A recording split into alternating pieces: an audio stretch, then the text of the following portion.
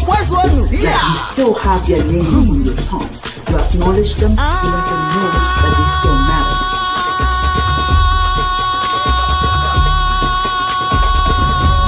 And that is what Coco Nyamili, Coco Nyamili, Coco Nyamili, Coco Nyamili. Ibole, Igbo bono, ndamani he. Ibole, Igbo bono, ndamani he.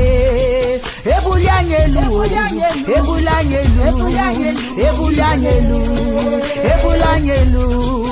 Anamabara na ihe dị njọ, ma na-emezi. Konyo teke, anamabara no n'ihe dị njọ, ma na-emezi. Konye teke, Igbo bụ n'ndike, ụmụ Igbo bụ n'ndike, ụmụ Igbo bụ n'ndike, ụmụ Igbo bụ n'ndike. Coco Nyamini, Coco Nyamini.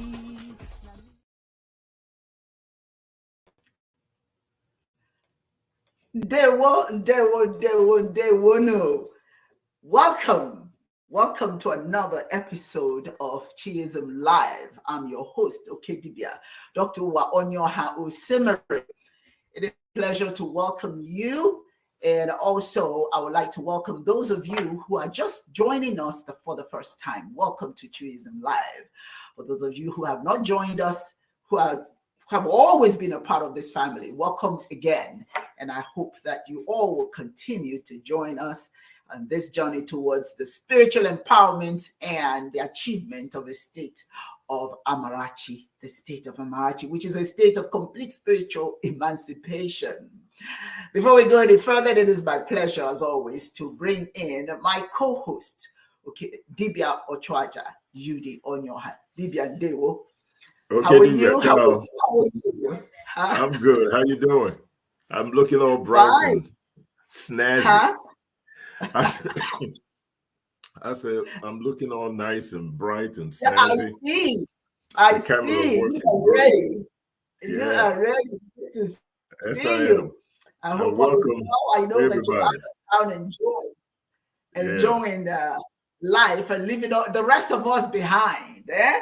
It happens. I'm in Baltimore right now, having a good time. So having a good time. That's the way it should be. Yes. You know, we all need to take some time off and go and enjoy life. We needed it.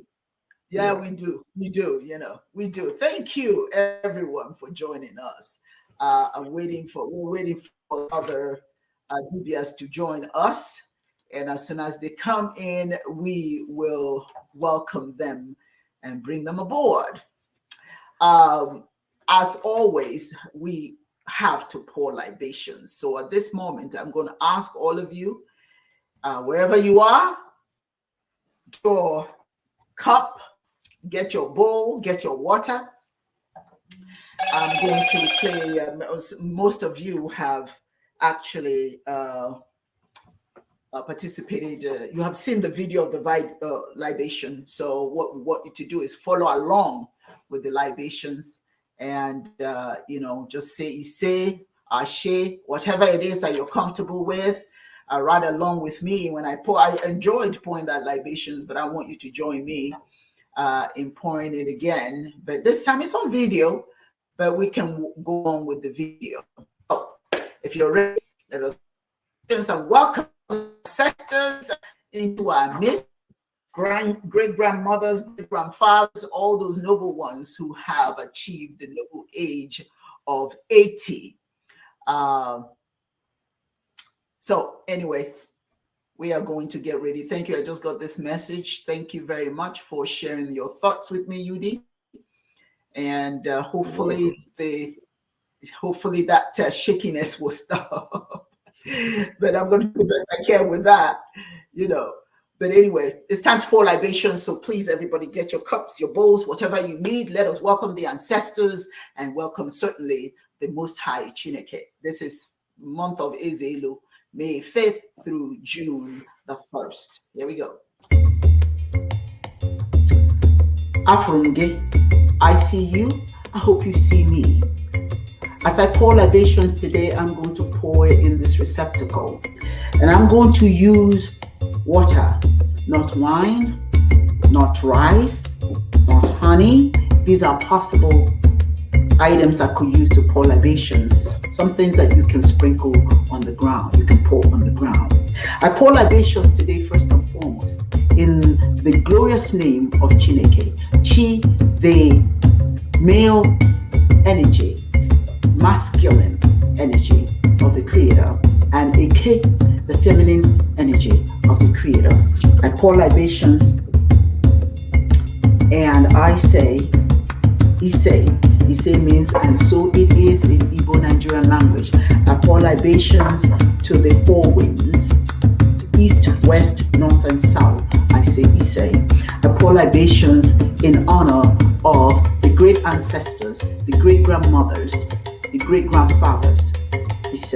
I pour libations and ask for their wisdom to continue to flow through me, be accessible through the power of my spirit. He said, I pour libations today in honor of all that is good in the universe, the sun, the moon, the wind, the oceans, everything that gives us life, everything that supports life on earth. I pour libations in their honor. I pour libations and call upon the Creator in all the names that we use to call upon the Creator. ChinEke, Oludumare, Kamana, Jinani, Kapanda, Nkosi, Ubizilele. God has a different name in different tongues. Call upon ChinEke. We call upon you today. We ask for good health. We ask for high moral quality. We have asked for peace and love, which is within the personal ability of each and every one of us. We call upon the spirit of those individuals that have made it to the right old age of 80, because we realize that we reincarnate. We have 7 opportunities to get our lives right. So for those who have made it to the age of 80, we pour libations today and call upon their names. We pour libations in honor of those who are still on their journey, who have not made it to age 80. We wish them well wherever they are. We call upon the spirit of those yet unborn, and we ask that when they come into this earth, that they will inherit nothing but the goodness that we ourselves have put in front of them, that we have done to ensure that they live a fruitful and healthy life. We call upon the spirit of our personal ancestors, and I ask you this time to call upon your ancestors. Come on, call upon my mother who has become an ancestor, Musa, Ngozi Musa, Noha, Ngozi Musa, Onyoha. I call upon you today, your journey, may your journey be bright. You made it to the right old age of 91. We want you to be with us, to continue your journey. But your journey is now, you have elevated to ancestorhood. So we ask you to continue to watch over us, to protect us from all evil. Stay in front of us, behind us, beside us. Anything that we touch, may it turn into gold. Help us to see any dangers in front of us. Help us to see any dangers anywhere around us. I ask all of you to please call upon the names of your ancestors. Call them, because if you don't, that means that they didn't exist, and that means you certainly don't exist. So I call upon your ancestors.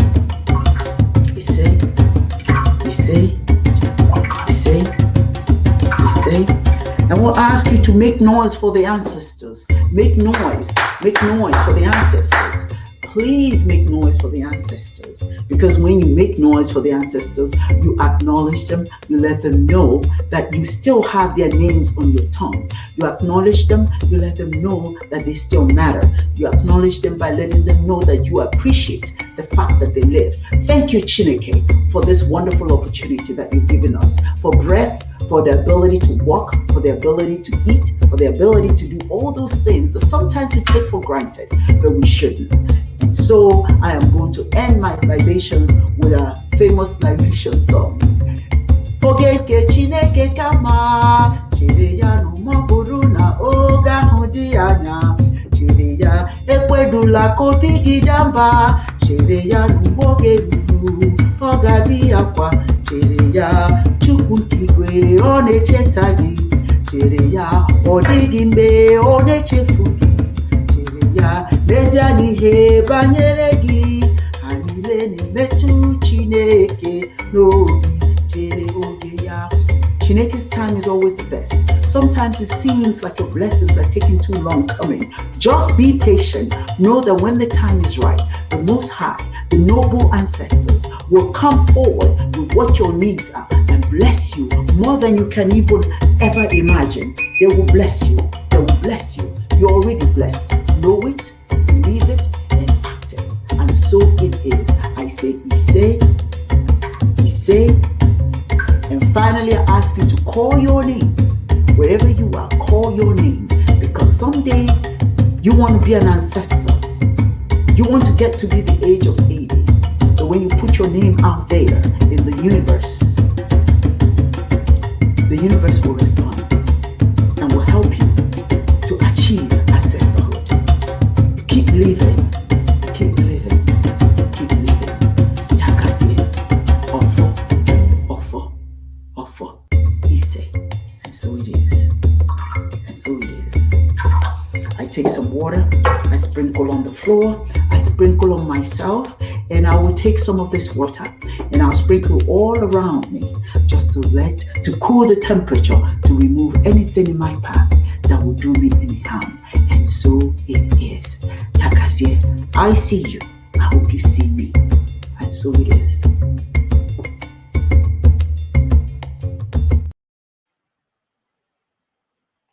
Oh, I feel really blessed now. my brother. Oh, I love the background. Yes, indeed. I chose a different background today. I feel the ancestors. I see. I was trying to keep up with you. I was looking at your background, and I said to myself, "Man, I got to do something a little different because my background is bland over here." She's killing me with those beautiful masks and everything. So I said, okay, let me upload this. Yes, let's go. Okay, let me add to the stream. Dibia, Dr. Monet. Simona, how are you? Very good. I can't complain. How you doing? I love the background. Thank you. And Your Excellency. I love the background. That'll work. I'm trying to keep up with her. So welcome. And now let me add to the stream. Dibia Chedozi Okoro. Dibia, what do you care? Hey, okay, Dibia. Hey, I enjoyed that prayer. Yes. Dibia Monet, Ekanemo, Akambinelu, Dibia Chaja. Dike nwoke na ihe adịghị ihe awụ ụlọ ka anyị. Oh, fella. Actually, you will the Nigerian and Poro. This is my rendering and my design, and I hope that we'll bring it to fruition so people can travel from all over the world to come here and see it. Yeah. Yes. Sure. Yes. Hear my brothers. Yes. Hear my sister. Igba Mbo. What we are here to talk about today, the first thing that we're going to talk about is Igba Mbo. Igba Mbo. That's the sermon. To make every effort to solve the problems that either we create or someone else creates for us, or something in our environment that we have no control over. But we can do something about it. ChinEke will not fix the messes we produce. Every single day, we do certain things that kind of, I'm sorry, you had a little distraction here. we either we create things based on confusion or for whatever the reason, and we look to ChinEke to fix it. See, now I say this to you: everything that ChinEke can do, will do, and does all the time is to give us the courage and presence of mind to do whatever needs to be done to rectify our errors or the problems that we face. It's important to ask for guidance from ChinEke. I'm not saying you shouldn't ask. I'm not saying that prayer is a bad thing. No, you should ask for guidance, but you have to trust that everything will be okay through your own effort. Igba Mbo, it's up to you to do the work. There's an African proverb that says, the best way to eat an elephant is to cut it into tiny pieces. This prompts us to tackle our problems with patience, practicality, and determination. Igba Mbo, be patient, do it because you can. It's up to you. ChinEke, work hard. Work hard towards solving your problem by taking these small calculated steps towards a larger goal, whatever that may be. We can break any barriers down in controllable pieces. And at the end, we will find victory. We will find victory. The problem that we have is that we look at as unsolvable, and then ChinEke will do it. We say ChinEke will do it. But we have our self-imposed limitations due to age, perhaps due to color. You know, the world is so color conscious, and so are we. We shouldn't be, but we are. And gender are the culprits that help us to create messes all over the world. But Igba Mbo requires our own courage and presence of mind to preserve, to persevere out of our limitations. They tell you, Igba Mbo, ChinEke, keep trying. In other words, you don't wait for ChinEke to make it happen, and if it doesn't happen, then you get disillusioned. Then you figure, well, I can't do it. I tried. I prayed. I fasted. That's foolishness. What you're praying for is guidance, not for the work to be done for you. Igba Mbo means you do it. Work hard. Use the power of ChinEke that's already there to get the messes cleaned up. Messes are like when you buy a home. You either build it from scratch, you design it, and you move into it. Now you must live in it. But if you want to, you can improve upon it. It's not quite what you want. You can improve upon it. You can make it better than the way you found it. And that's the way it is with the messes that you create. You must live with it or free yourself. Improve upon your capacity to manage challenges, to clean up your messes. ChinEke is, we call and call every Sunday. You have stores that shut down on Sunday because, we have to have a day off. If you have to have a day off, then it is a day that you get yourself together. It's a day that you must focus on what can I do for myself, not focus on people telling you what you can do, that you're weak. Or people telling you that if you don't go to God and all of that, then, you can't do it. What we do here is we tell you, yes, you can. Mbo, keep trying, keep working hard. There's nothing that your eyes see that will cause it to bleed. I've said that before. Just keep trying. ChinEke, Mbo, try. Even when you feel that, there's nothing else I can do. I've done all I can. So who's going to fix it if you don't fix it? ChinEke has already given you the wherewithal to do what needs to be done. That's why we say Monachiso. Is that not true? This is why we say Monachiso. I walk with ChinEke, meaning that we walk with the power and the know-how to solve problems. If you would just give yourself the chance to acknowledge that. Don't accept that you're weak. That's why a lot of problems don't get solved, because we're convinced we are weak. We're sinners. We can't get things done. Only ChinEke can do it. ChinEke can guide you because all that power is already in you. Most of us have no idea what solution looks like because we're too busy fighting the problem or looking elsewhere for the solution. For some reason, it seems that we are prone to pay more attention to what we don't want and what we can't do. When difficulties and challenges confront us, the mind naturally shifts to what we cannot do, what we do not want to do, what we fear doing in response to the dynamic power of the mind. We get the same thing that we're trying to run from. That's what we get back. If you say you can't do it, you can't do it. As anxiety, fear, and resistance grow in our mind, the situation becomes worse. We get despondent. We get depressed. Any spiritual teacher would tell students, never focus on the problem. Focus on the solution. In difficult times, the mind seems to take on a will of its own, reminding us of the possible horror that we can face, and then we recline. Then that's when we get on our knees and start praying. Do this for me. Do this for me. Mbo, you can do it. How can you free yourself of the pictures in the mind long enough to see the desired outcome? When you convince yourself, when you know that, yes, this too shall pass, that's a very powerful sentence right there. This too shall pass, and it does. But it only passes because you are prepared to deal with it. The answer is simple. Go through the darkness to the light. Go through the darkness to the light. Although it may be dark, the morning has to come. Believe it. Now you have to ask yourself, how do I make that morning come?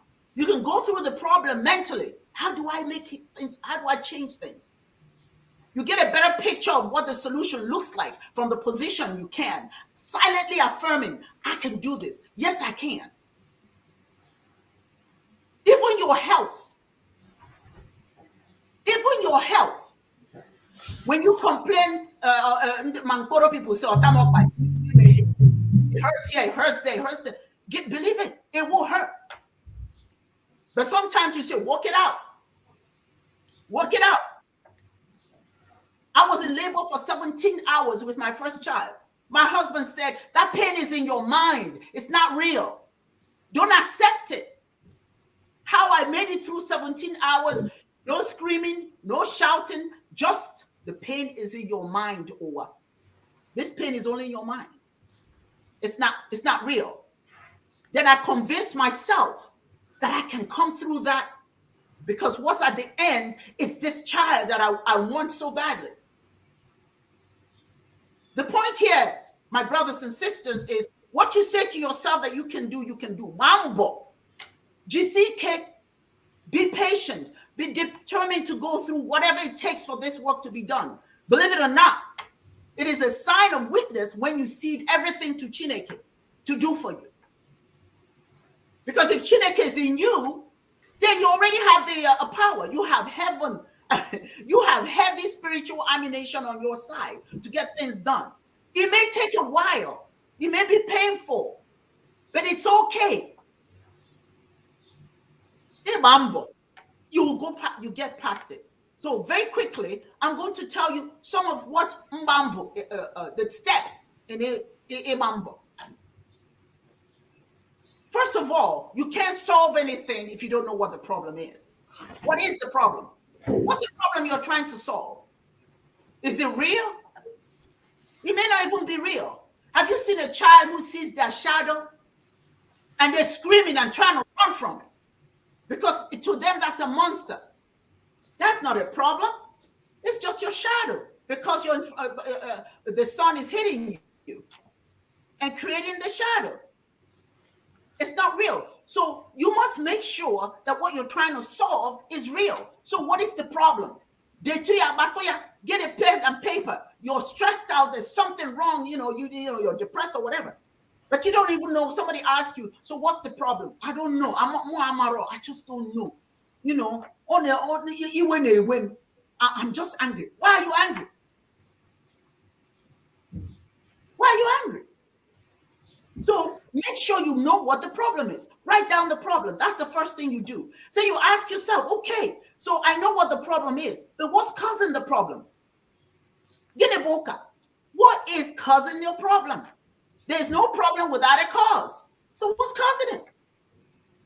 What's causing it? How is this problem impacting you? How is it impacting you? Is it upsetting you? Is it making you poor? Is it making you incapable of doing certain things? What is the problem? What is the impact of the problem on you? What's the problem? What's causing it? What is the problem? What's the impact of this problem? What is it doing to you? You can't solve it just knowing what it is, but you need to know what's causing it. Because if you know what's causing it, that's where you start to think, okay, so I know what's causing it, but how's that impacting me? A problem is not a problem if it's not impacting you, or it's not impacting anybody of significance to you. So it's not every problem you have to solve, but you solve the problem that's impacting you. Then you have to ask yourself, okay, this is what it's doing to me. What happens then if I don't solve this problem?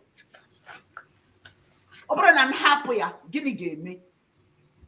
I'm happier, me. If I leave this problem, if I don't solve it, what happens? So now you have to say, this is what will happen if I don't solve this problem. My life will be worse. I may not ever walk again. I may not get a job, whatever. Whatever will happen because of that problem. Then you ask, number 5, you have to ask yourself, so what are the possible ways that I can put in place to solve this problem? I know what the problem is. I know what's causing it. I know how it's impacting me or who it's impacting. I know what happens if I don't solve it. So now what are some of the ways that I can put in place to solve it? Meantime, listen, we're not saying ChinEke, yeah? What I'm saying right now, I'm not on my knees asking ChinEke to do this. It's me. It's you. You have to find the cause, the problem, how to solve it. It's now your problem. Now you have to figure out what are some of those things that I can use to solve them. So the next thing you have to do is pick several options.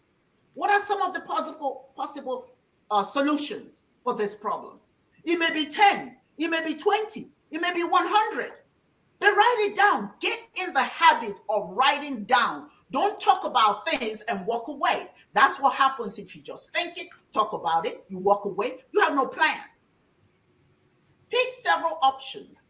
No matter if once you get a piece of paper and start writing, you'll be amazed at how many things you come up with that become solutions to the problem. Now you have to rank them on a scale of 1 to 10. So you got 10 problems. Now 10 out of those 10 problems, you have to rank them in terms of which possible solution is the best. That one will get the 10 ranking. The next one may get 8 or 9. And you keep going until you get to the least important one. So you've ranked your 10 possible solutions. Now you have to select 5 out of that 10 and rank them again. You keep doing this until you come to 2 highest ranking options. And then at that point, you have to look at those 2, look at the pros and the cons. These are the solutions. What are the best, what are the pros of using this solution? And what are the cons? Do it for those 2. The one that has the most cons will not be your solution. Select the best out of that 2. And after you've had this picture and you know how you're going to solve it, this is when now you get on your knees and thank ChinEke for helping you to see your way clear to solve this problem and to light your path as you begin the process of solving this problem. Now, it's not as easy as I'm making it. For some of us, by the time we count to 10 things, we're onto something else. We've forgotten. If you want to solve a problem, Igba Mbo, stick with it. Stick with the problem and solve it. We're easily distracted because we're human beings. We're easily distracted. So it's not uncommon that in the middle of trying to solve this problem, we've gone on to something else. We've gone on to something else and the problem never gets solved. Bambo.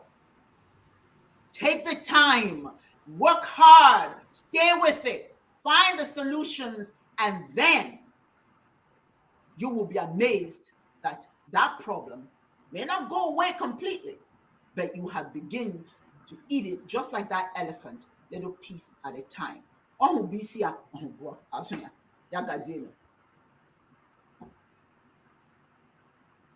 Yes, you've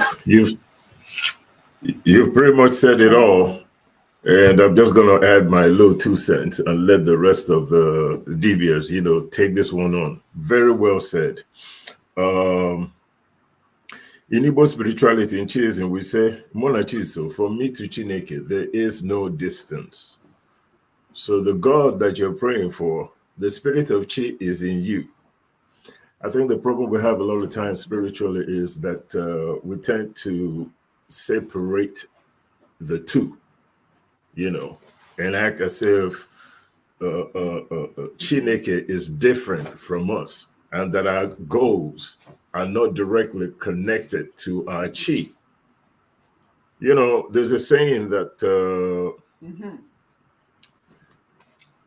your talent, your ikenga can get you where your character can't keep you. Now, let me say that again. Your ikenga, your talent can get you where your character cannot keep you. Sometimes the difference between success and failure is the character of the individual involved.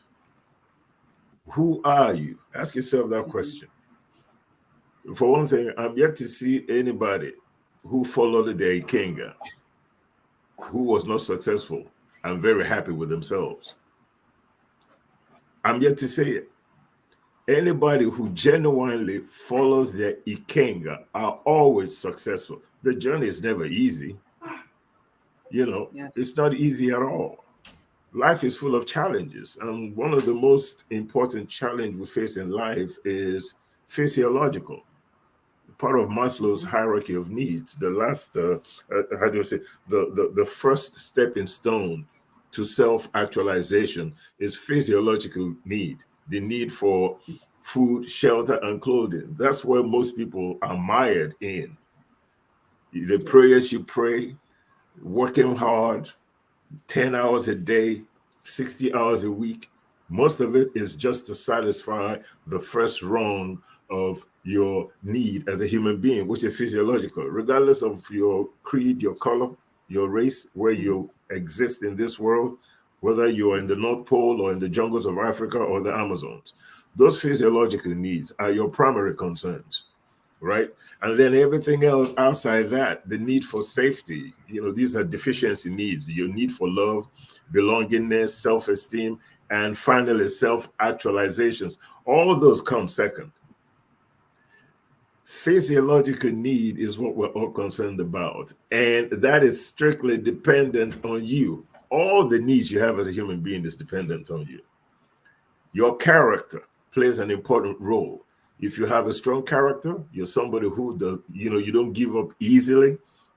You understand that the struggle involved in your journey. There are no miracles out there. And along the way, you meet people that help you to achieve your goals. You don't do it alone. The people you meet are part of this cauldron called Chi. ChinEke is just not about you. It's about your relationship with your environment. And your environment includes other people.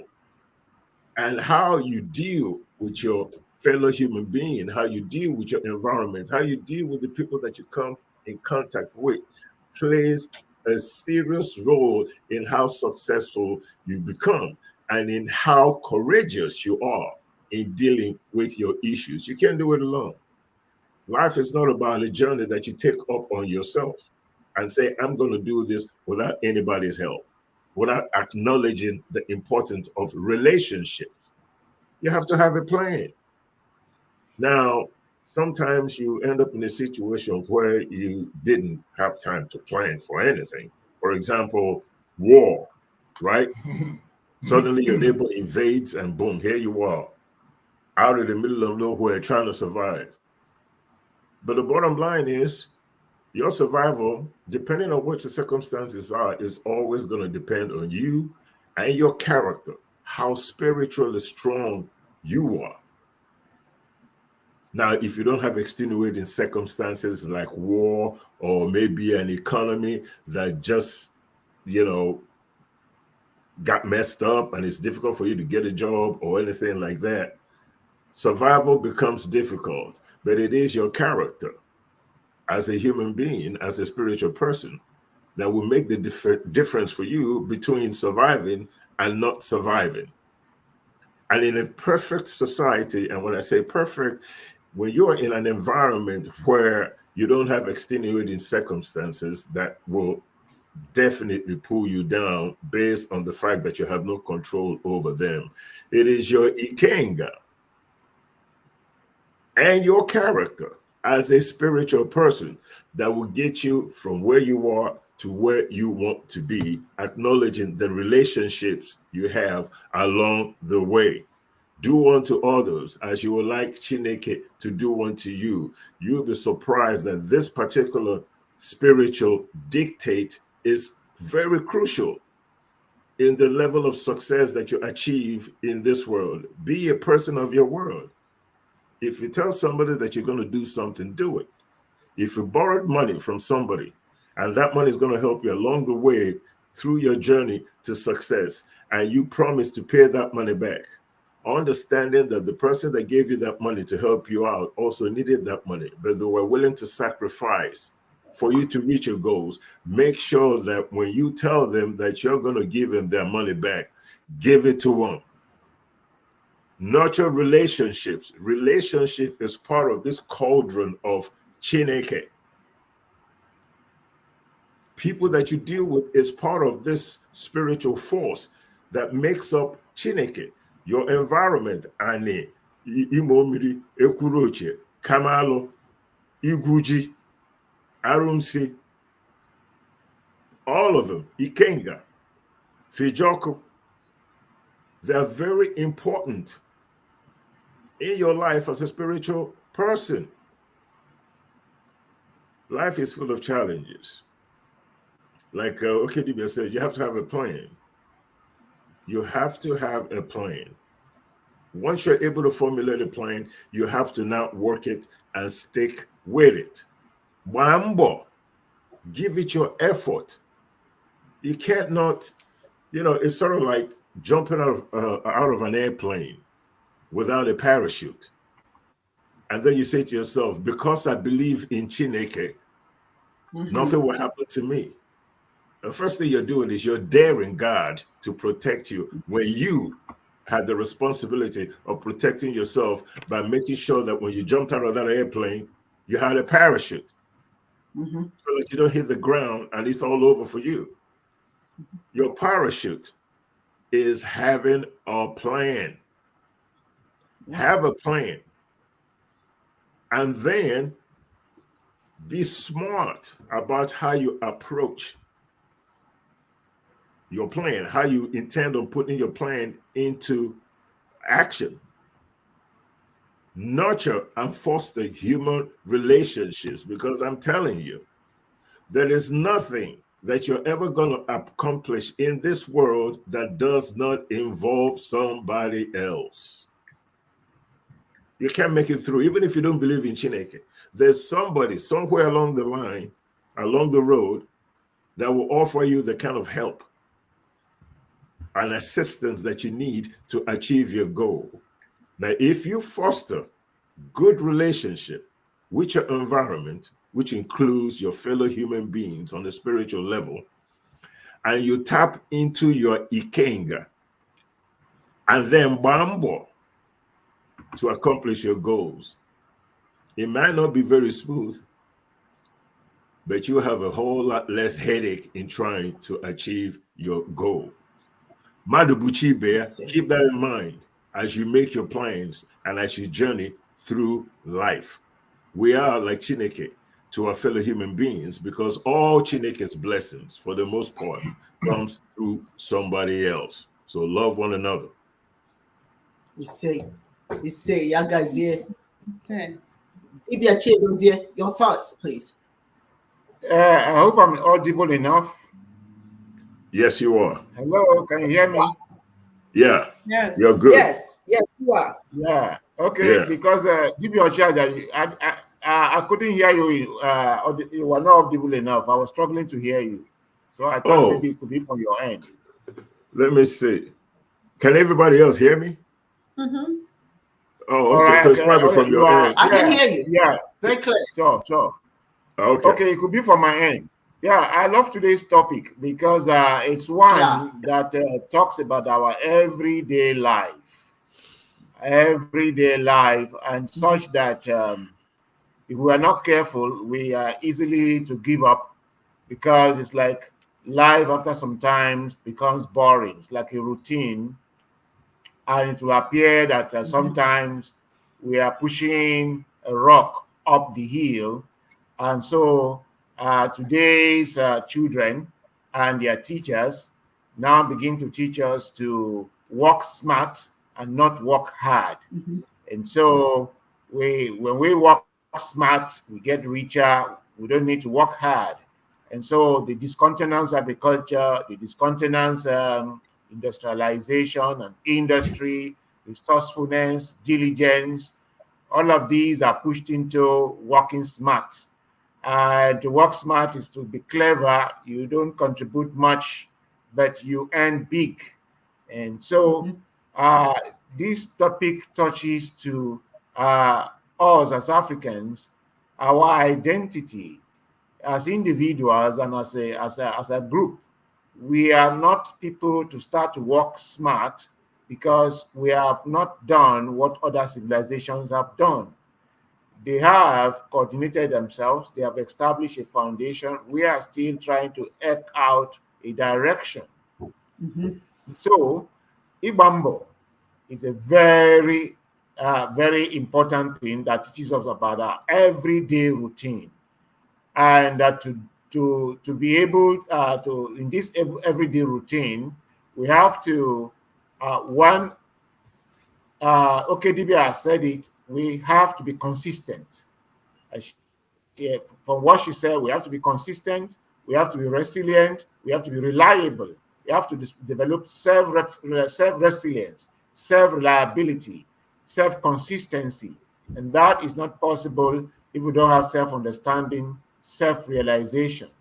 It is when we have done that that we now come to the level of Dibias, where we'll talk about realizing our Ikenga, our talents, natural talents, and developing. By the time we develop the resilience, the reliability, the consistency to face, to bring about our Ikenga, our natural talents into actuality, then we will have built the character we require to do so. We must realize that in doing so, we have to be innovative, which is why our people say, that is to say, you do not stand in a place to watch the masquerade. As the masquerade, and because the masquerade does not stay in a place, in the village. The village is not like an open square where masquerades come to display. Masquerades usually run around the village, and for you to have a good glance at the masquerade, you have to jump around with the masquerade. All that teaches us is that we have to be innovative in tackling our problems, because if we are not innovative, then we get tired out easily, we get frustrated, bored easily. So we have to be innovative. In being innovative, we have to follow rules, and that's where Ikenga touches on character. And here we follow the principles of Fonogu. That's exactly what Dibia Ochaja has talked about, following the principles of Ofonogu. In doing this, we must realize that we are one from ChinEke. We are the ChinEke is attained its highest manifestation on the model. So realizing that we are here to replicate, to help God, ChinEke, to bring those things that he has put in us into actuality. We are co-creators. We are co-shepherds. Mhm. And by doing our own little bit, adding one thing or the other every day, being innovative, resourceful, diligent, consistent, resilient, reliable, we add up. And that's where we say that prayer work, Igba Mbo, is practical prayer, because already we are spirit beings. And so by focusing and working tenaciously, working consistently towards a project that will not only benefit us, because any project that benefits just me and does not benefit the community is not a good project.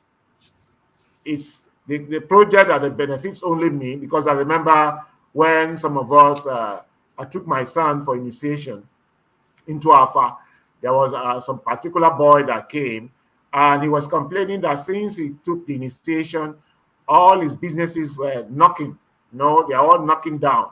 And he was asked, what kind of business do you do? Mm. You run a brothel whereby you use women as guinea pigs, you run drugs, you run 419 business, and then you come to initiation into Alpha so that it will be facilitated. No, Alpha is not about that. Alpha does not facilitate, amplify a business that benefits only the individual and does not add anything to the community. Such businesses will be run down by Alpha Spirit, because it is built on the principle of Ofonogu. That's exactly what Dibia Charge and OK Dibia are talking about. So I will break it for now for here, because there will be more to say on this, so that Dibia Mune will gain some wisdom from her. They will. Yeah, guys here. Yes. They will. Thank you. Thank you. Well, Dr. Monet, your thoughts. yes, I would like to first thank ChinEke and the ancestors and all of the Dibias, my elders here. I take a knee to you all for all of the knowledge and the wisdom that you bring today as my mentors. I thank all of the Dibias for all of your knowledge. And I would just like to say, and just piggybacking on what everyone, all of the knowledge that everyone was saying. Again, I also thank my ancestors. I want to just put that out there. Um, I just wanted to piggyback on what everyone is saying. As far as I know, in the Western culture and growing up for me as a Christian, um, giving empowerment was not taught.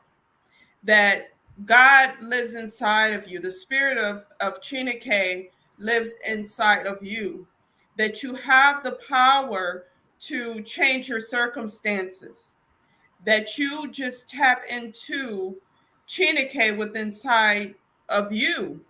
That is something that I had to learn along my journey later in in my life.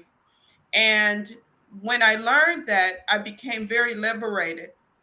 And ChinEke started to reveal to me things, that divine knowledge about circumstances and then experiences that I had. I actually had a vision of all of the challenges that I had and how they kind of played out.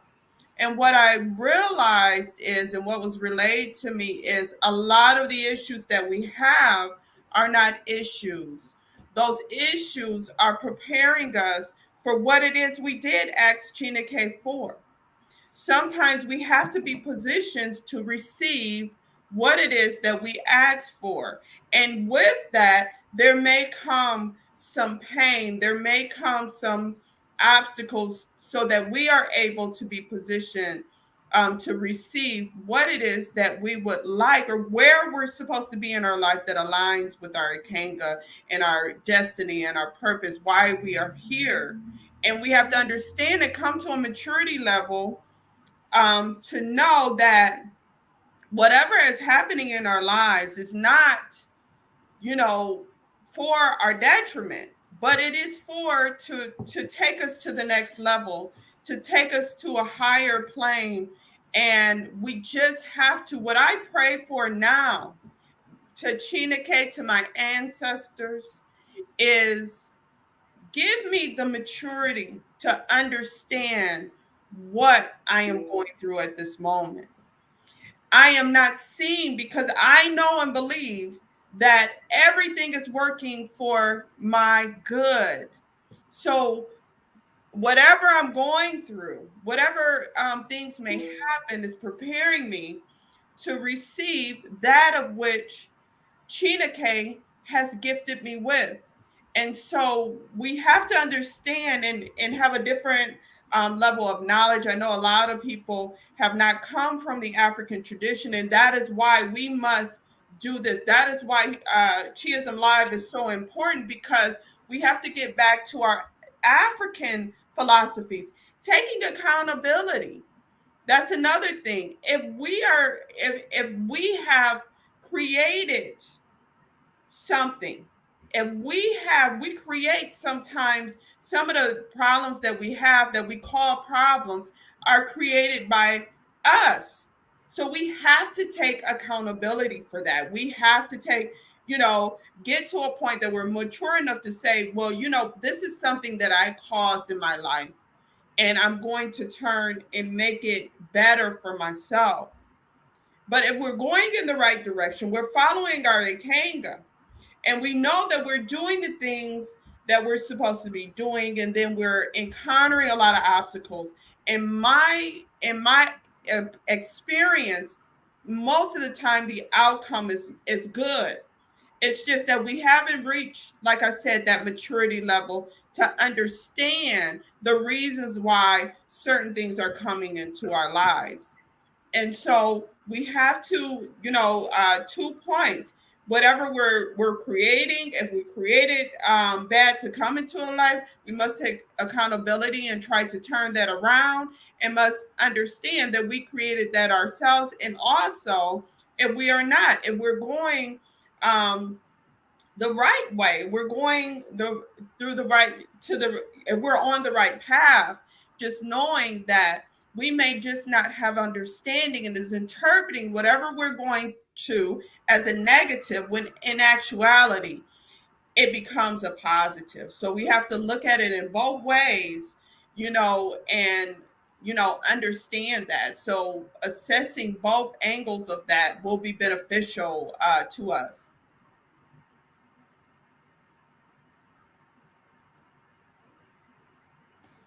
Well said. Okay, we can't hear you. Yeah, we can't hear. Okay, Dibias, we can't hear Thank you. you for, thank you. I apologize for that. Thank you for all your comments. I just want to add a little something, and that is another Igbo proverb. That is Uzo Denya. Uzo Denya. Ezioka. That means the road is far. See, you're trying, most of us are trying to run a marathon that's 26 miles. But when we get to mile 10, we quit.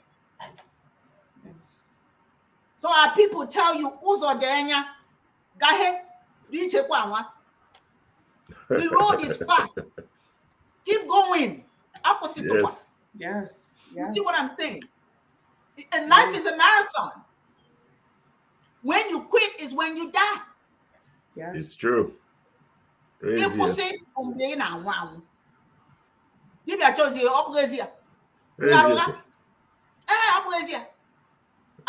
as you are inhaling and exhaling, as long as you're breathing, you still have a long way to go. So even if you're stopping, if you're stalled at this corner, try and get yourself to the next corner. Don't quit. Somebody just called me today, and they're doing they are supposed to be a part of the scholarship program. Well, I don't know if this is worth my time because I'm not getting this and not getting this. I said, listen to yourself. What you do is you ask for what you need. You don't decide maybe it's not worth my time because you haven't gotten some aspect of what you need to continue your journey. That's the problem. We quit. We don't have a plan. And that plan must include patience. Mambo, ChinEke, DJ Wama. Keep going. I don't know how many of Dibias does here go to the village and see old men and old women with their ankpaka, and they're carrying all this stuff in their head, on their heads. Yes. And they take their time. You may take a whole day to get to that farm. But then if you ask, you say to them, they ChinEke, continue, my brother. He says to you, who's on there? The destination is not here. The destination is still further down. So I'm going. I'm taking my time to go, and I will get there slowly but surely. It's like this, the story of the tortoise and the hare. When the tortoise was in a hurry, I'm fast, and the turtle, or the tortoise, was slow. The tortoise, you all know the story. Yes. Yeah. When the hare died, when he didn't see the tortoise, he said, "Oh, I'll just rest. I'll just stop right here. He'll catch up. By the time he catches up with me, I'll be further down." But he fell asleep. But the tortoise continued.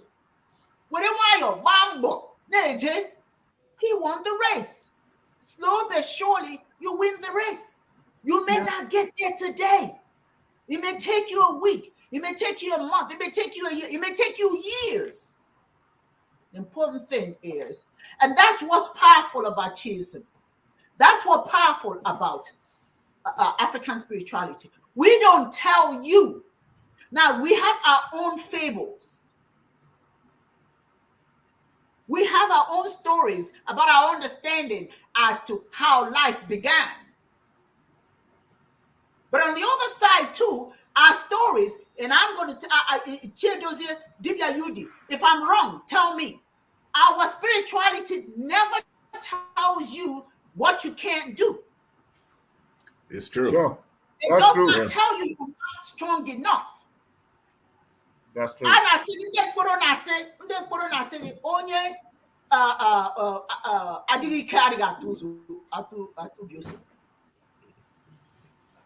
if you're not strong, you can't go that mile. Who's also, in other words, muster up all your courage, Mambo, and go. Because you can. You do your thoughts. Very well said. I'm going to bring something. Onyekwe ChinEke. Onyekwe. Yes. ChinEke. If you, in your heart, agree that you're going to get to your destination, regardless of the challenges that you come across, you will make it. Because there's no journey in life that doesn't have its challenges. Some of them life-threatening. You go into battle. You have an objective to conquer the enemy's territory. You're going to shed some blood, but you're not going to conquer it if you don't advance. And for you to advance, you have to get out of your trench and go and face the bullet. Some people will get shot. Some people will make it to the objective. But if they take more damage than you take, you get there. Same thing with life. You want a college degree? You're going to have to study. You're going to have to believe that you could do it. And you're going to have to do what's necessary for you to achieve your goal. All goals require effort and planning. You work smart, but you also work hard. Because working smart without working hard is, again, like jumping out of the airplane without a parachute Yes. and saying, Yeah. because I believe in ChinEke, I'm not going to die. Yes. Really? Mm-hmm. You better go make sure that you pack your parachute real tight so that when you That's jump right. off the plane, the air will hold you up as you descend slowly to the ground. Now, I That's just right. want to kind of get into something real quick. For 400 years, the African, man and woman, has been under the jackboots of imperialism, from slavery to colonization. It took a lot of sacrifice for our ancestors and our forefathers to fight this imperialism to get us to whatever freedoms we feel we enjoy today. Freedoms that were snatched away from us when the Arab and the European came to our shores with the Quran and the Bible in tow. Now, here comes Chiism, Gordianism, taxed with this deprogramming of the African mind, so that perhaps one day we shall affirm ourselves and become great again. We have all these grand plans that will require a lot of effort. One of those plans is to build an edifice that will bring the world to Africa and focus on Africa spiritually. One of those edifices is behind me, has spiritual ramifications, just like you have the Kaaba in Saudi Arabia, or you have the Vatican in Rome, and perhaps the Taj Mahal in India, the Great Walls of China in China, all these so-called wonders of the world, the pyramids in Egypt. We would like this one behind me to represent sub-Saharan Africa on a spiritual level, so that people can come from all over the world for spiritual pilgrimage to my village in Nkporo in Nigeria, Abia State. It's a big dream that is going to require a lot of hard work. There's going to be a lot of obstacles. There are going to be the naysayers. There are going to be the haters. There are going to be people that are going to say, oh, you know, it's too ambitious. But that's how it starts. That's how it starts. Then we talk about symbols. Every writing system in this world is a symbol. A, B, C, D, E, F, G, H, they're all symbols accepted in the world community as legitimate forms of communication. The Arabic language, the Arabic symbols, the Chinese symbols, blah, blah, blah, blah. We have the insibity. Our goal as Chiists is to have this thing permeate the Black community worldwide so that we can have our own writing system. Chiism is a grand religion designed to emancipate the African so that the world will also know that we too have always been capable of original thinking. The idea that Ahanke Oke Onyoha ended up in the United Nations talking about Chiism, recognized all over the world, where he was invited every year to speak on world disarmament, special sessions of the United Nations. That's a big deal. The emancipation of the African mind, where Ahai wrote the Pope and the Archbishop of Canterbury, asking him, why is the devil painted black? Through his communication and forcefulness, the color of the devil changed from black to red. It's a big deal. We have grand plans. It's going to happen. We're not worried about how long it's going to take. It may not happen in our lifetime, but if I look over here under the comments, I see young people that are listening to us. I see Akachi. I see Brooke. I see Ukuna. I see my son. I see Kelena. I see Nandi. I see a whole lot of black, was a black African. I see a lot of people that listen to what we're saying. If we don't make it happen, they will make it happen because they believe in the dream, and it's going to take a lifetime for it to happen. It might take a year. It might take 100 years. Christianity did not spread when Jesus was alive, assuming he existed. Islam took centuries. All religions take time. Civilizations take time. Everything takes time. If we can do it, if we can think upon these grand schemes and ideas and plans to emancipate people of African ancestry, where today you're listening to 4 Dibias pursuing this goal.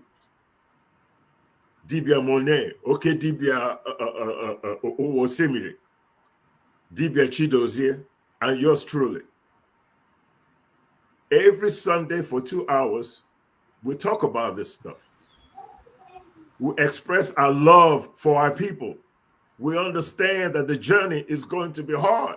I don't think in your own private life, even though we're all involved in Maslow's hierarchy of needs, we're all involved in the physiological need. I do not believe that there's any need, even if you're starving to death, that is greater than what it is that we're trying to accomplish on this show, in Chiism, in Global Faith Ministry of Chiism, to give the African a voice in the World Committee, to show the world that the black man and woman have always been capable of original thought, and that we have something to offer to human civilization. That is serious work to be done, but it's not going to be easy. It's going to take a lot of planning. It's going to take hard work. We have a university coming up. We have a holy book coming up. We have a lot of things coming up that would take a lot of work, but we're not daunted. We're not stepping back. We're not saying that it's too much. We're not saying that it's not grand. Igba Mbo. We come here every Sunday. We're giving it to you. We are your advisors. We are your spiritual leaders. We are your teachers.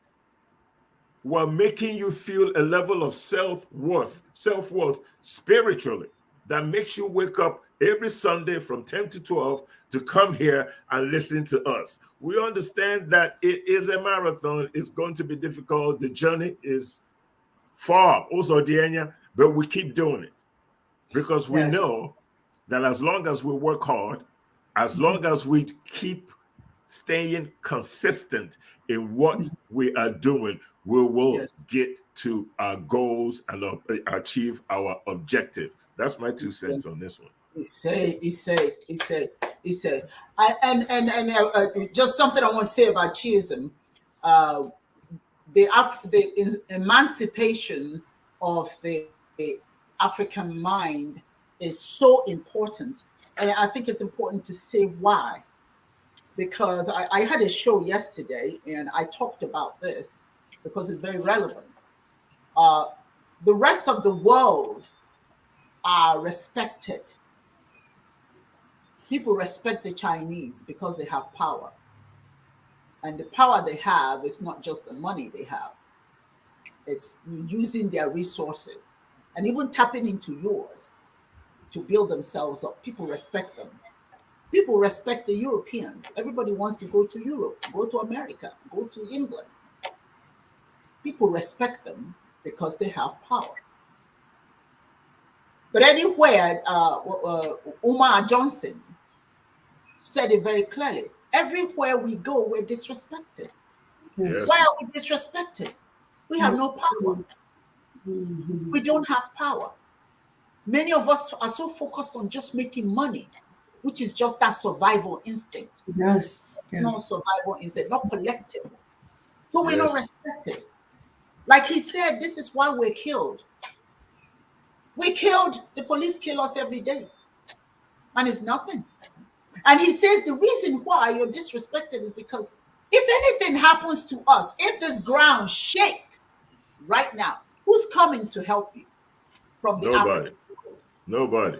Our people are the ones that are least likely to be picked up in an emergency in a foreign land. For the most part, we are on our own as African people. Yes. And I mean African Americans as well. Trust me on that. Of course. Anywhere we are, if we are outside of this continent, the United States, we're on our own. So you have to be prepared in an emergency. What are you going to do? That's why you look at wherever the war-torn areas are, people are on the tarmac, whatever, begging to be picked up, to be sent home. Everybody tells you, go back to Africa until you're ready to go back. There's nobody there to help you. Nobody to help you. That is not, you can't get respect that way. We need to focus on problem solving on our territories. Chiism has universal application. But the only reason why we're focusing on our people is because our people need this. Yes. We need that power, the power that comes through religion and spirituality, cultural originality, absolute imperative. That is your power to utilize your resources for the upliftment of your people. Now, you may think the rest of the world is not willing to help you get there. You have to get there, then they respect you.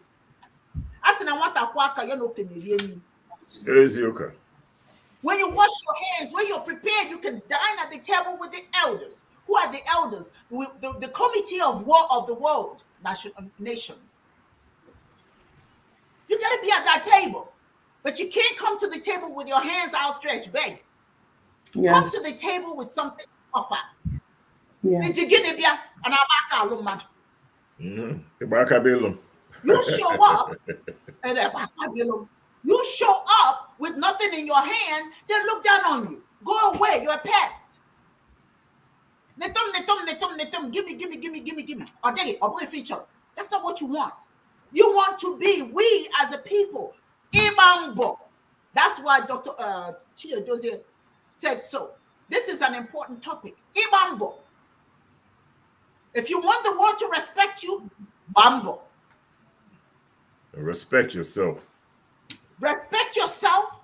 Use your power, such as it is, and don't allow other people to dictate how you should live in your own continent. If our leaders don't know what they're doing, vote them out.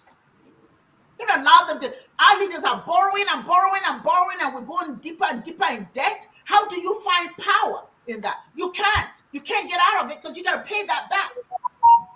All the money you're borrowing, you must pay back. Yes. But the rest of the world can benefit from African spirituality. The rest of the world can benefit from this vision that Ahan came up with. From me to God, there's no distance. Right where I am, God is. Monachiso, I am one with the power. I have holy boldness. Yes.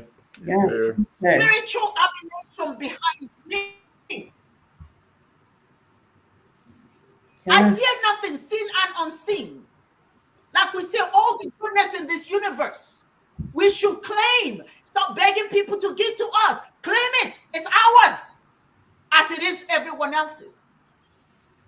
Nobody breathes more air than we do. It's the same air. There is no human being who has a horn on their tooth unless their tooth is bad. But for the most part, nobody has a horn. Nobody's different from you. Mm-hmm. Yes. Same thing. Same blood flows through our veins. Same brains. But when other people are using it, we're chasing money. We're chasing foolishness. We quit halfway. Dr. Chiadozie. Yeah. Oh, wow. Beautiful. Plenty of energy today. Okay, Dibia. I doff my cap for you. Yes. Yeah, I just want to add some little twist to what we've been saying so far. I want to bring into this issue of Uzodanya and Igba Mbo, consistency. I want to bring in the concept of decay into it. Uzodanya mananya dịkwa n'ụzọ. Yes. Yes.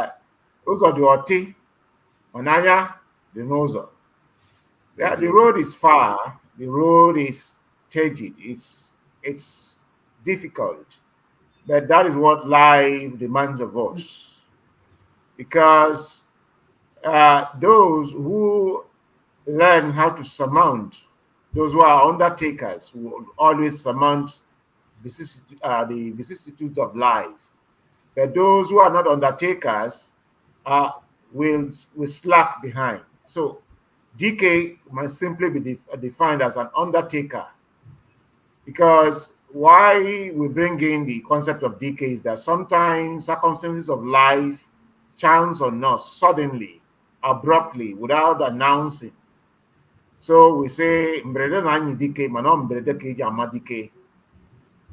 The sudden situations, abrupt situations are the acid tests for who is an undertaker, who is the brave.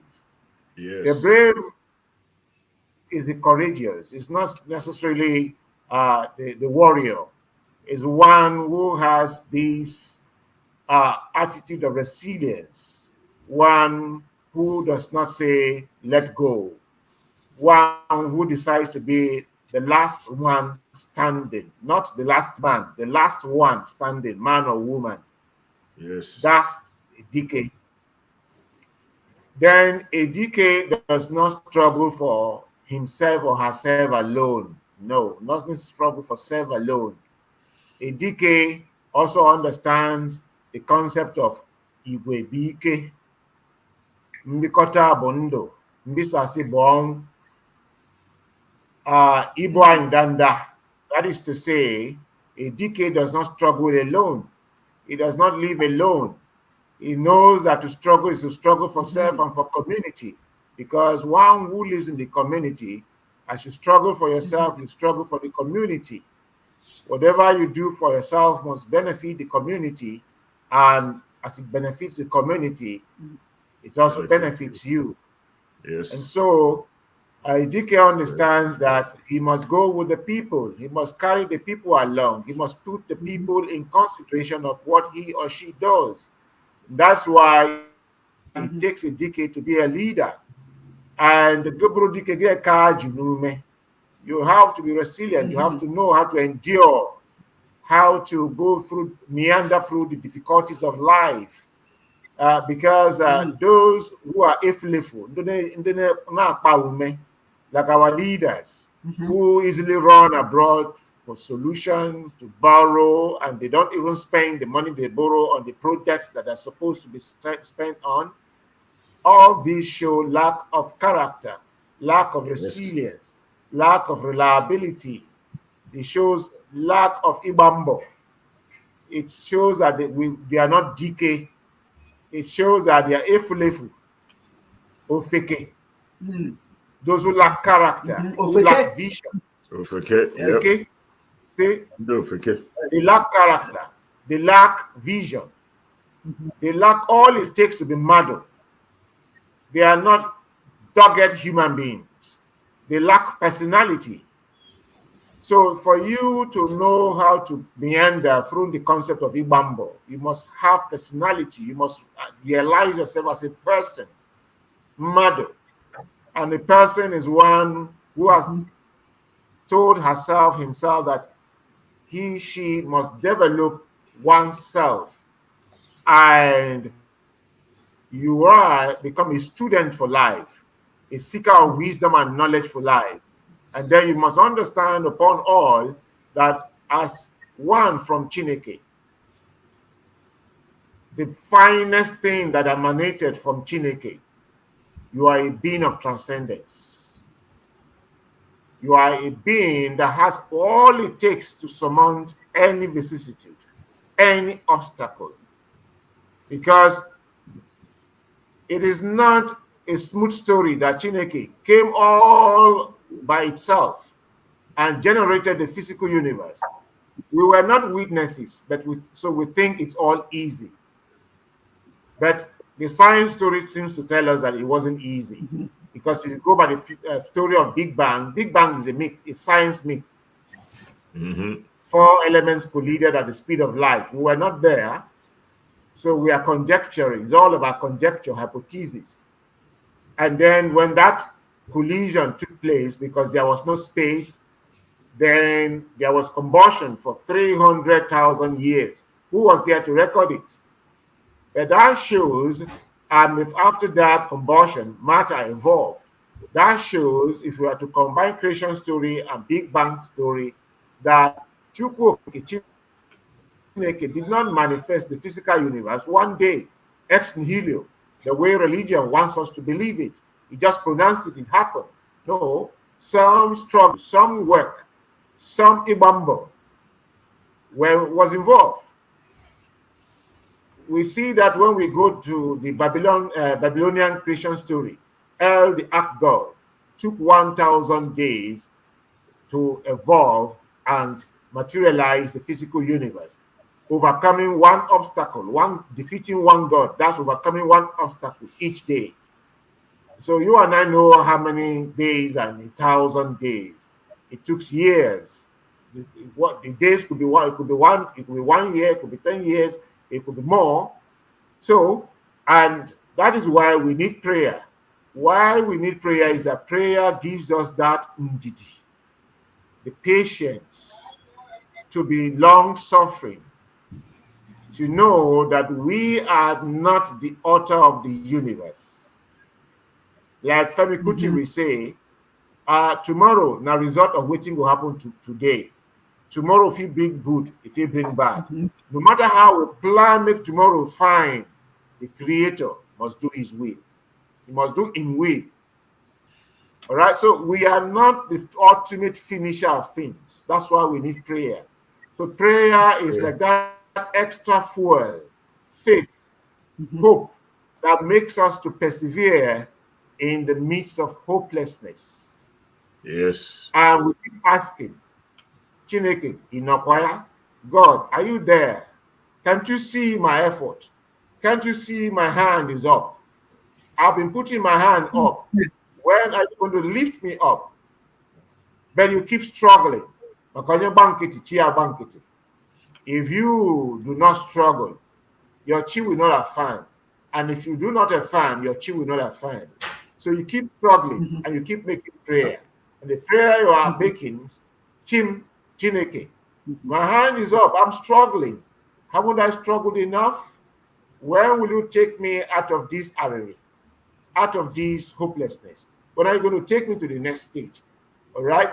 And so that's why we need prayer. And prayer gives us hope.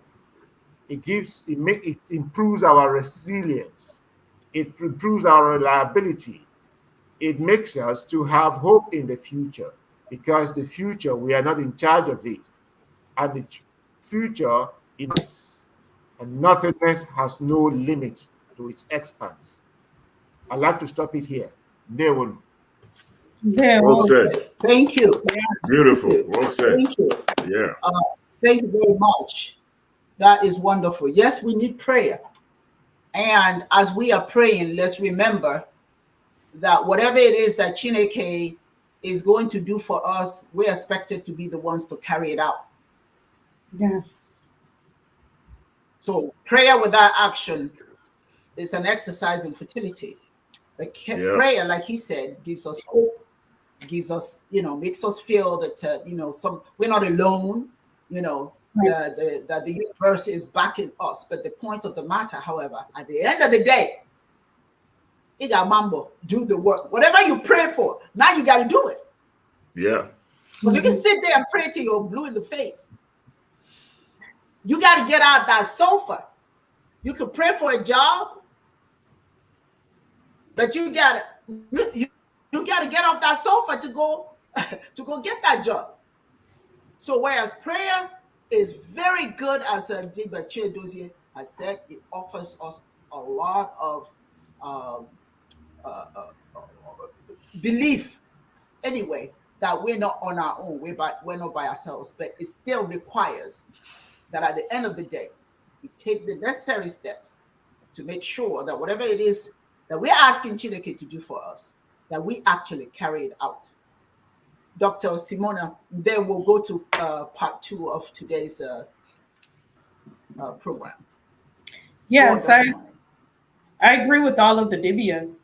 And I believe that just like Your Excellency Uwa was saying, ChinEke is with us. We don't have to go outside to find ChinEke. And whatever it is that we are wanting for our life, we can manifest those things. Those things will come into fruition because we do have the power. We're not here powerlessly. We're not here with no power. I think, like I said, here in America, in the West, they teach you that, you pray and it's like it's almost like playing the lottery. It may come and it may not come. You know, God may have heard your prayers or God may not. And it takes the power outside of you. And in actuality, growing up learning that the earth and you yourself, your flesh is evil, has made a lot of people feel as if they have no power. And that is not true. We have come here, we are divine. We are divine because we have ChinEke. We must understand that, and we must change our beliefs that we may have inherited when we came here, because those beliefs are not true. Those beliefs are oppressive, especially for our people. And we talk about the emancipation of our minds. We cannot be emancipated. We cannot emancipate our minds. We cannot emancipate our people when we're thinking that we're powerless. When we're thinking that ChinEke is somewhere, that we have to only receive the fruits, receive the blessings of ChinEke when we die, when we transcend. That us, our innate nature, who we are, is evil. When we have those beliefs, it totally takes away the power.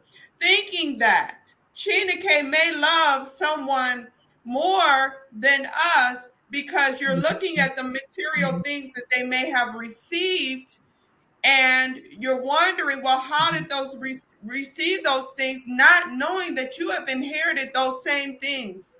But the problem is that you do not feel that you have the power to receive those things for yourself because ChinEke is outside of you. ChinEke is somewhere else. ChinEke, just like the lottery, like you put in your prayers, just like you put in the lottery, and maybe ChinEke will pull that number, not knowing that that is far from the truth. You can change that belief. Change that belief, and you'll see change come into your life just like it came into mine by simply knowing that ChinEke is in me, around me, that the earth that we live in and the body and the flesh that I'm in, that I have is divine and is ChinEke. When I changed that belief, I was able to manifest, get into my Ikenga, be able to realize my Ikenga, be able to realize the things that I want out of life, just like you can do the same thing.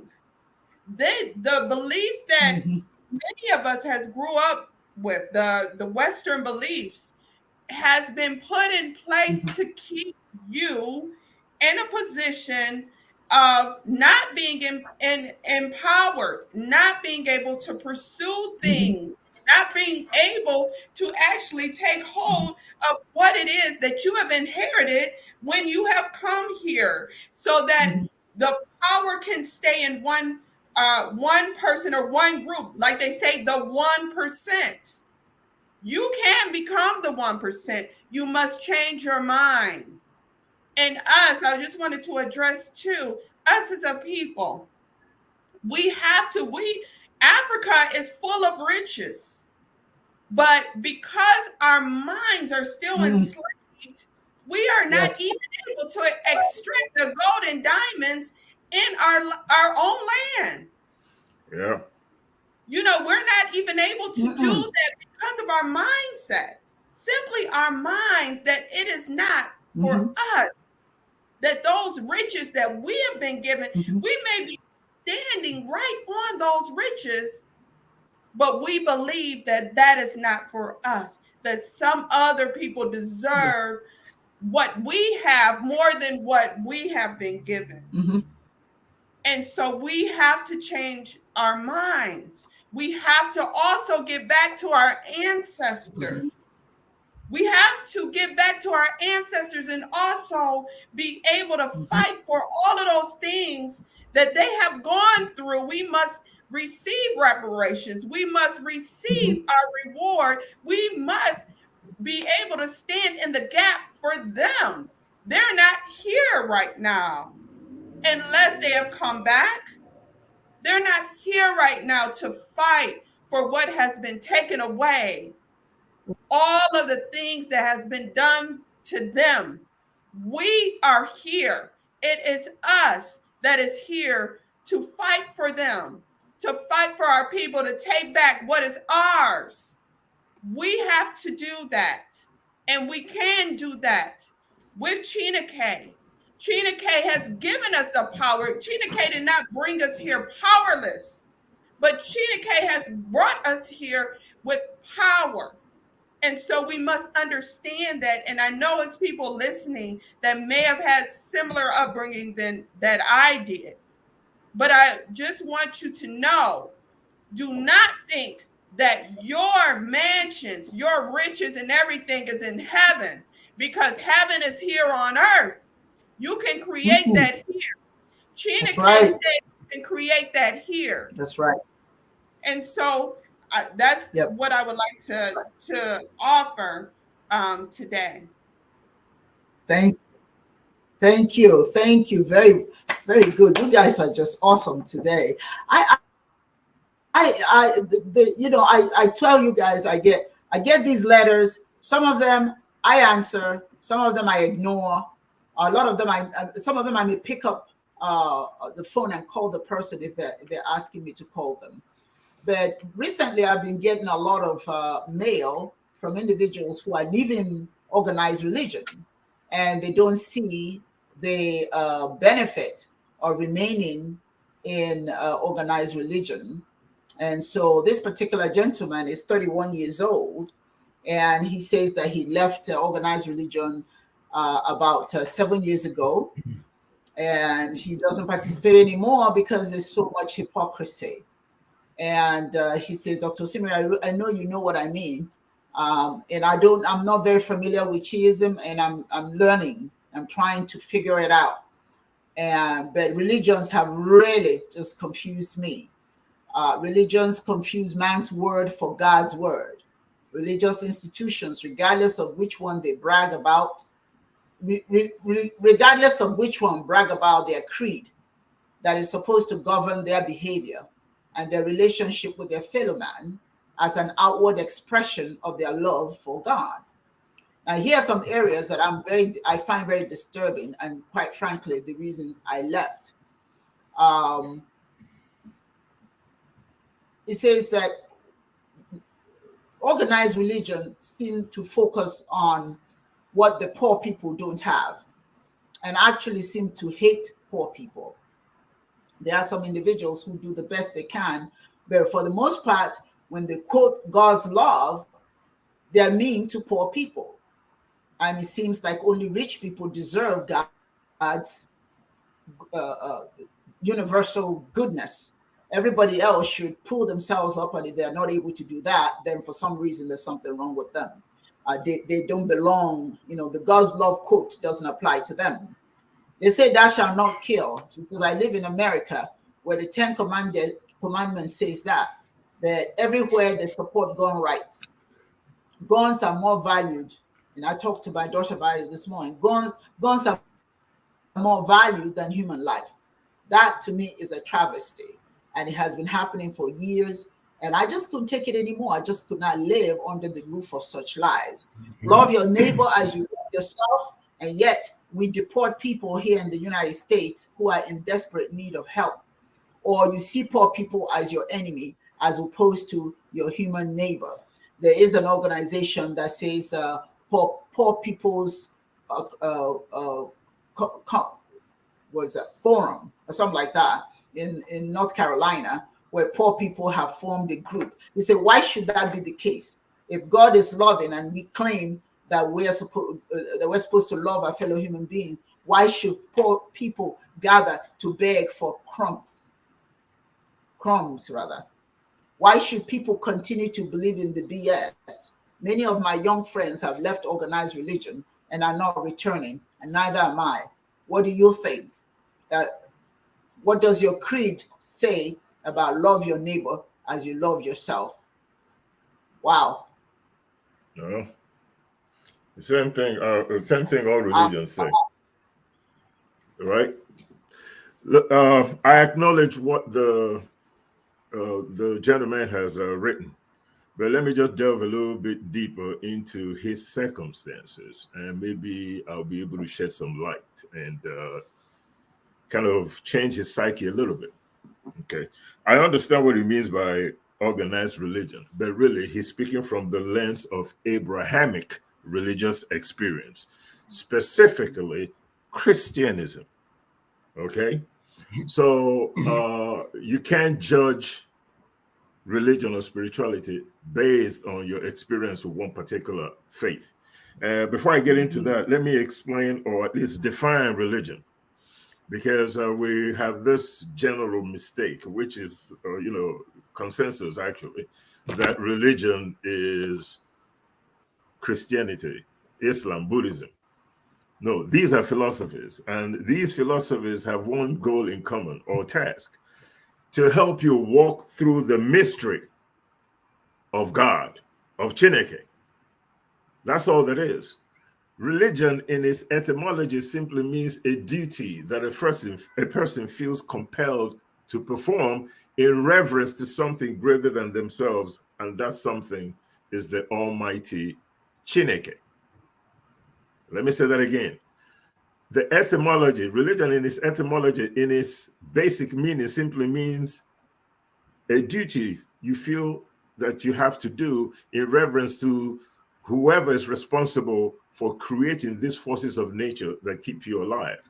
The life-sustaining forces, the air you breathe, the food you eat, the land that you plant your crops in, the fish you eat from the water that you drink, the sky that provides the rain.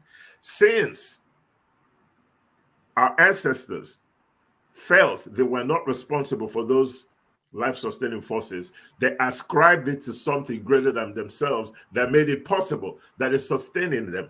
Religion became automatic in them. His experience is based on where he lives, the way he's been influenced by the dominant Abrahamic religion of Christianism that says one thing but practices something else, because of the fact that for this particular religion, it's really, or should I say, this particular philosophy is really about power. And for you to be on top, you have to have somebody at the bottom. You can't be tall and short at the same time. To be rich, you have to have the poor. You have to demonize somebody, just the way the same religion demonizes women. Man fell from the graces of ChinEke and blamed it on the woman, blamed it on Eve. And that's why in Christianity, women are not regarded on the same par or level as men. When God gave the command to Lot not to turn back, guess who turned back? His wife. Samson lost his power as a man because of who? Delilah, Jezebel in the Bible. All those things that made man fall from the grace of ChinEke, of God, was because of a woman. The gentleman that wrote that letter is simply speaking from that particular perspective, from the Christian Abrahamic religion, and therefore shouldn't be a blanket statement for all world religions. And secondly, as ChinEke Okeonyo famously said when he was lecturing in one of his sermons in Detroit, Michigan, ChinEke said that when the interest of the Arab, and we're talking about organized religion now, from a very academic level, when the interest of the Arab is threatened, they rally around an organized religion. What religion is that? Islam. Remember, religious philosophies, for the most part, is a very important tool when you have to deal with imperialism from other cultures. What allows you to fight this influence from beyond your borders is your spirituality, your religion, and your culture. When the Chinese is threatened, when the Indian is threatened, they rally around Sikhism and Hinduism as a way to fight imperialism. India was colonized by the British, but maintained their identity and are able to compete in the world today because they rallied around their culture, their traditions, their religion of Hinduism. That was their protection against imperialism. You may put chains on me here, but you're not going to put it up in here. And as long as I have control of this, my faculties, as long as I have pride in who I am as a person, that I'm not a mistake by ChinEke, that I have as much right to exist as my fellow human being, I remain protected. When the Japanese, when their interest in the world is threatened, they rally around Shintoism. So on and so forth. But the African, we are the only people that don't rally around anything that is authentically African. That's where Chiism, Gordianism comes in.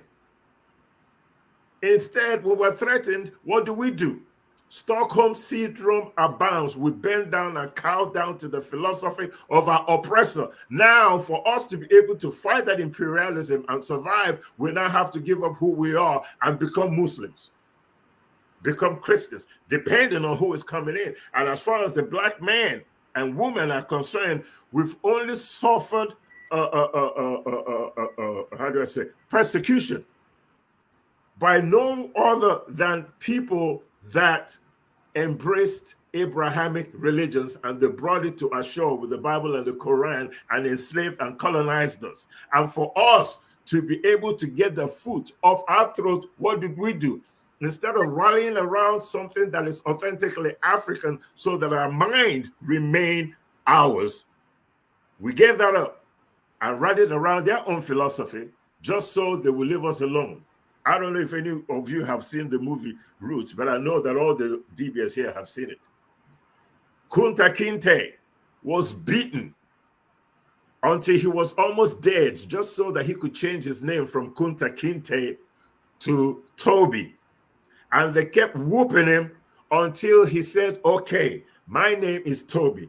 That's when the slave master left him alone so that he could live for another day.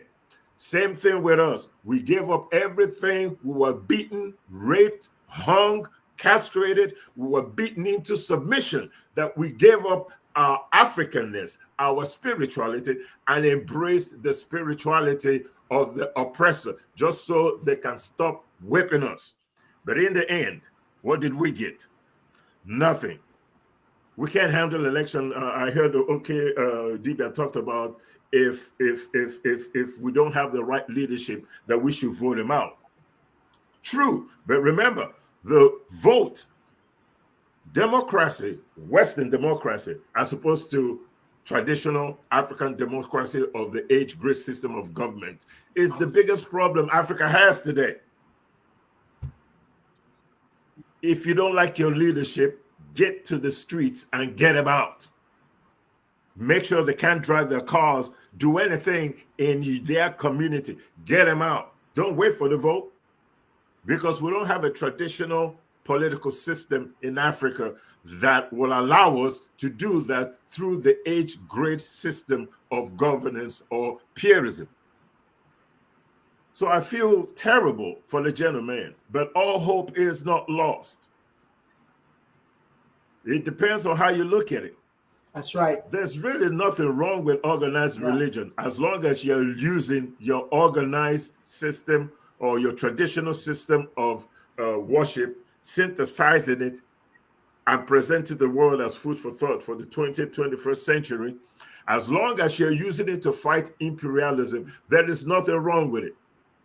But looking at Abrahamic religions and their failure, and they're using that as a blanket statement to judge Hinduism, Shintoism, Chiism, Zoroastrianism, Manichaeism, Jainism, and all these different world philosophies, it's not the right way to go. Because there are other spiritual philosophies like Shiism that actually can give you the best spiritual appetite for ChinEke, understanding that from you to ChinEke, there is no distance. The God that you seek is in you. Yes. That's it. Yeah, that's it. Thank you. Yeah. Okay, I'm going to Dibias Dozier, and then I go to Dr. Monet, and we'll wrap it up. Well, I don't have much to say on this issue because Dibias has said, has talked to me on it extensively. Dibias Dozier, okay. Thank you. Yeah, he has talked about it extensively. The only thing I have to add, like a summary, we must realize that in history, there is no divide between God and Satan. When it comes to declaring people as infidel, you use God. When it comes to conquering them, you use Satan. And so we must know about these antics. If we don't know about these antics, then we will always be the victims. Praise. So what civilization does, that everyone projects their good part and hide their bad part. The Africans have been taught to project their bad part and hide their good part. We are the only ones causing our ancestors. We are the only ones saying that we are suffering from the curse of our ancestors. All other people's ancestors are good, only all our own ancestors are bad. Yeah. And so, of course, when our ancestors are bad, we don't have a foundation. If you don't have a past, you don't have a foundation, and then you be confused. That's why we are confused. And a tree does not make a forest. So the fewest of us that know these things, we are just like, you say, tip of the iceberg. Just a few of us, and if you round us off today and do away with us, then the crusade stops. What a pity. Then the other thing we must know is that, yes, the Bible says killing is not good, it's evil. But remember that the God of the Bible gives command from the front door and negates it through the back door. Because the same God that says, thou shalt not kill, say, go ye and make war on the Amalekites and annihilate everybody, even animals, pregnant women, all have to be annihilated. And when Saul rescued some good animals, and even Agag, a very tall, handsome man, Samuel himself, the priest, took the sword and hewed everything to carcass. And remember that in the Jewish tradition, just like as it is in Igbo tradition, a priest should not shed blood. The Samuel did so. So we can go on and on. So as for the Americans, don't forget how the Americans got today into what is called America today. Remember the Spanish conquistadors. The mission was to annihilate the Red Indians and the blacks. The Africans are the Red Indians, and we are the aborigines of America. if they cannot be annihilated, render them insignificant. And how would they keep? And so to do that, in the US, that secret society that committed a heinous crime remains in the Ku Klux Klan. Yep. And the Ku Klux Klan, they are the ones who determine America's politics.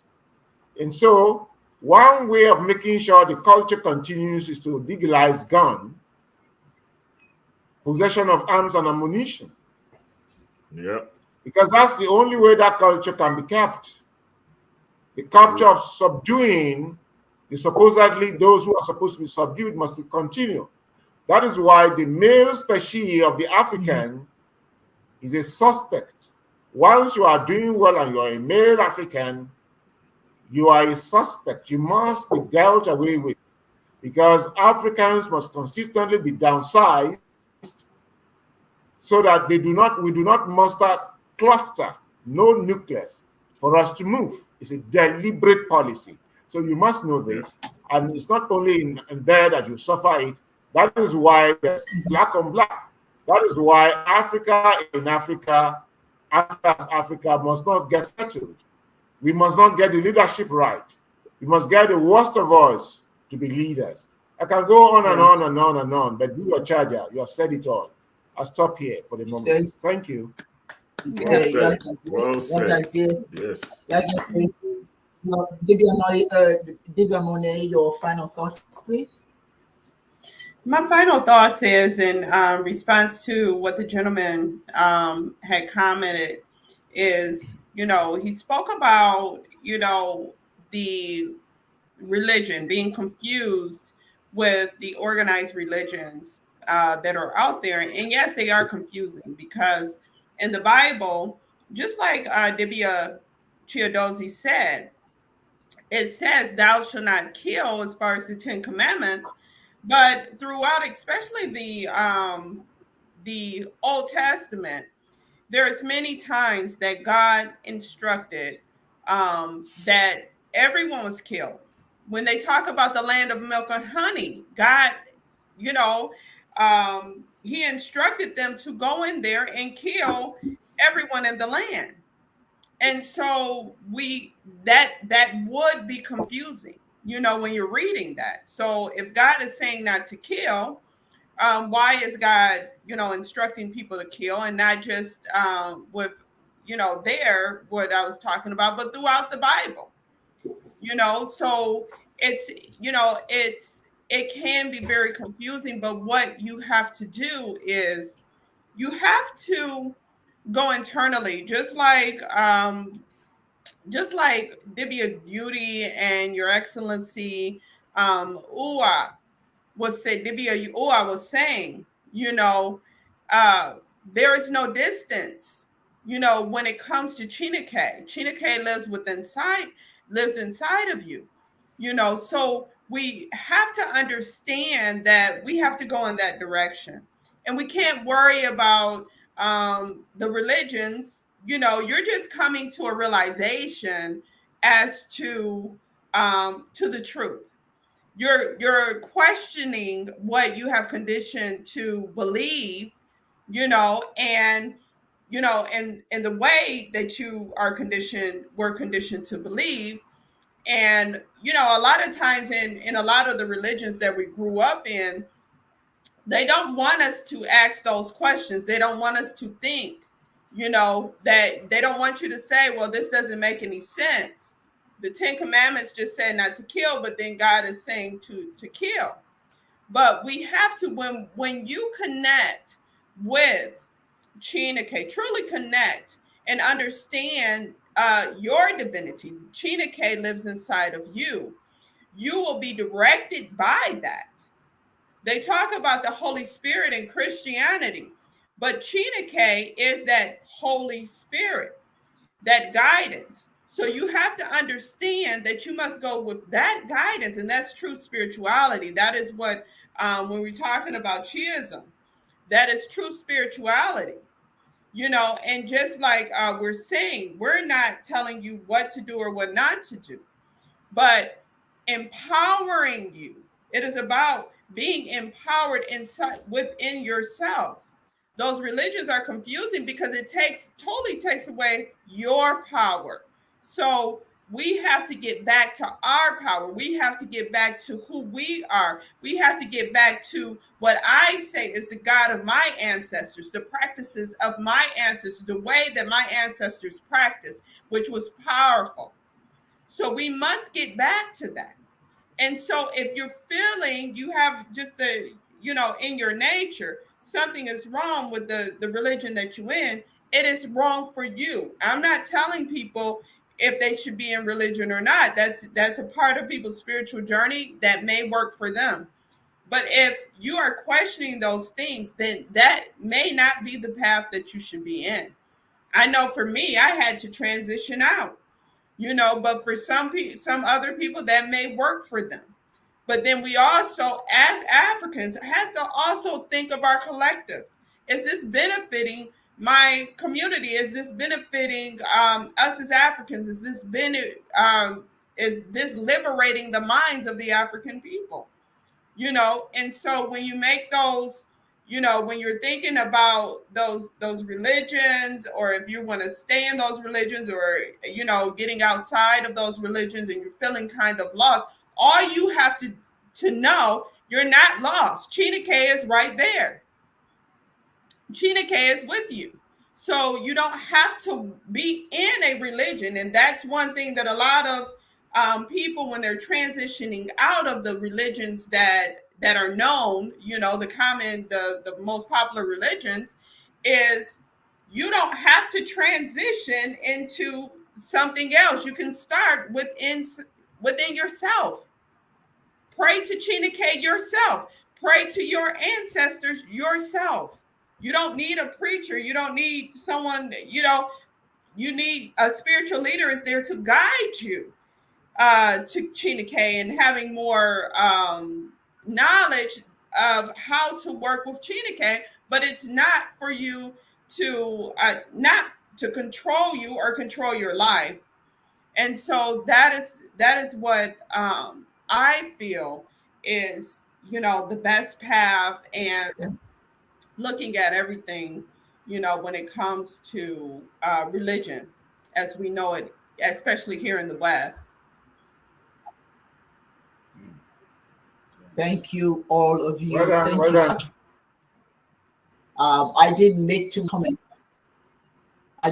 too much of any comments about this gentleman. I think you guys have this. Nothing else I can add to it that you have not already said. So I would like to encourage people to continue to write. We'll be sure the most pertinent letter we will share with the rest of the audience, and we try and solve some of those problems that you may have. Thank you so much for joining us. I hope that we hope that you enjoyed our presentation today. And Mbo, take the time, work hard, continue to believe in yourself, continue to try to solve the problem. Like I did earlier, find what the problem is, and what happens if you don't fix it, and how you fix it. You've even got to monitor the success of whatever process that you have selected. I would like to thank the child for thank you, DOCC. Thank you.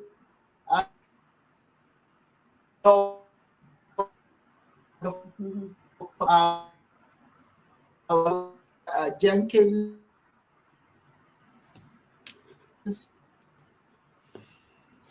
Thank you for being here with us. If I haven't mentioned you, please forgive me, but we are for this spiritual justice.